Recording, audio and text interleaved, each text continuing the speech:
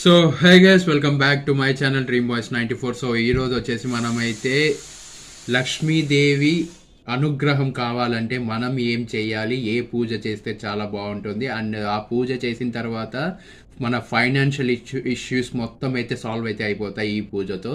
So వీడియోని అయితే చివరి వరకు చూడండి, ఎక్కడ స్కిప్ అయితే చేయొద్దు, చాలా ఇంపార్టెంట్ వీడియో ఇది. సో లేట్ చేయకుండా వీడియోని అయితే స్టార్ట్ చేద్దాం, లెట్స్ గో. సో గైస్, ఈ పూజ వచ్చేసి శుక్రవారం రోజు చేస్తే చాలా అంటే చాలా మంచి జరుగుతుంది.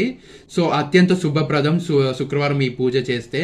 సో ఉదయం వచ్చేసి బ్రహ్మ ముహూర్తంలో మనం లేవాల్సి ఉంటుంది. ఆ తర్వాత మనం స్నానం చేసి శుభ్రమైన బట్టలు అయితే ధరించాలి. తెలుపు లేదా గులాబీ రంగు వస్త్రాలు ధరించడం ఉత్తమం అండ్ చాలా ఇంపార్టెంట్. చాలా బాగా జాగ్రత్తగా వినండి. సో ఇంటిని శుభ్రంగా ఉంచాలి. పూజా స్థలాన్ని ప్రత్యేకంగా గంగాజలంతో శుభ్రం చేస్తే చాలా మంచిది, చాలా పవర్ఫుల్గా పనిచేస్తుంది. సో లక్ష్మీదేవి విగ్రహం లేదా ఫోటో పెట్టాలి. సో ఫోటో ముందు ఎర్రగుడ్డ పరిచి దాని మీద అయితే ఫోటో పెట్టడం అయితే మంచిది. ఫోటో ముందర ఫోటో పెట్టిన తర్వాత మనము ఎర్రగుడ్డ పరిచిన తర్వాత దాని మీద ఫోటో పెట్టిన తర్వాత మనమైతే పసుపు గంధం చుక్కలు మనమైతే చల్లి మనము శుద్ధి చేయాల్సి ఉంటుంది. సో పసుపు గంధం చుక్కలు మనం కలుపుతాం కదా, కలిపిన తర్వాత వాటిని అయితే మనము స్ప్రింకిల్ అయితే చేయాలి, అక్కడ చల్లి శుద్ధి అయితే చేయాలి బాగా. సో పువ్వులు తప్పనిసరిగా మనమైతే కమల పువ్వులు అయితే చాలా మంచిది. పువ్వులు అయితే తప్పనిసరిగా మనమైతే వాడాలి. ముఖ్యంగా కమల పువ్వులు ఇవి చాలా అంటే చాలా పవర్ఫుల్. ఇవి పెట్టినామంటే ఖచ్చితంగా మనకైతే చాలా బాగా మనం కోరుకున్న కోరికలు అయితే కన్ఫామ్గా తీరుతాయి. అండ్ మన ఫైనాన్షియల్ ప్రాబ్లమ్స్ అయితే ఒక్క దగ్గర కూడా చూద్దామన్నా కూడా కనిపించవు, అంత నీట్గా మనకైతే ఎండ్ అయితే అయిపోతాయి.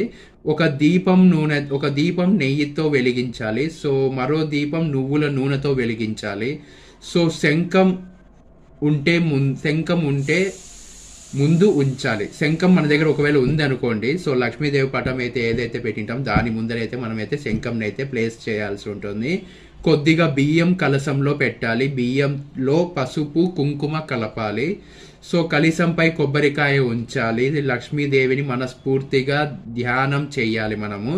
సో కళ్ళు మూసుకొని ఓం శ్రీ లక్ష్మీ సో గైస్, ఓం శ్రీ మహాలక్ష్మి అయి నమః అని కళ్ళు మూసుకొని ఈ మంత్రం అయితే మనమైతే జపం మొదలు పెట్టాల్సి ఉంటుంది. ఈ మంత్రాన్ని మనము 108 టైమ్స్ అయితే జపించాల్సి ఉంటుంది. జపం సమయంలో ఎలాంటి ఆలోచన రాకూడదు. సో మనకు మనసులో ధనం కోరిక అంటే శాంతిని కోరాలి. సో మనకు తర్వాత ఇది చేసిన తర్వాత మీకైతే ప్రాబ్లమ్స్ అయితే అన్నీ అయితే తీరిపోతాయి.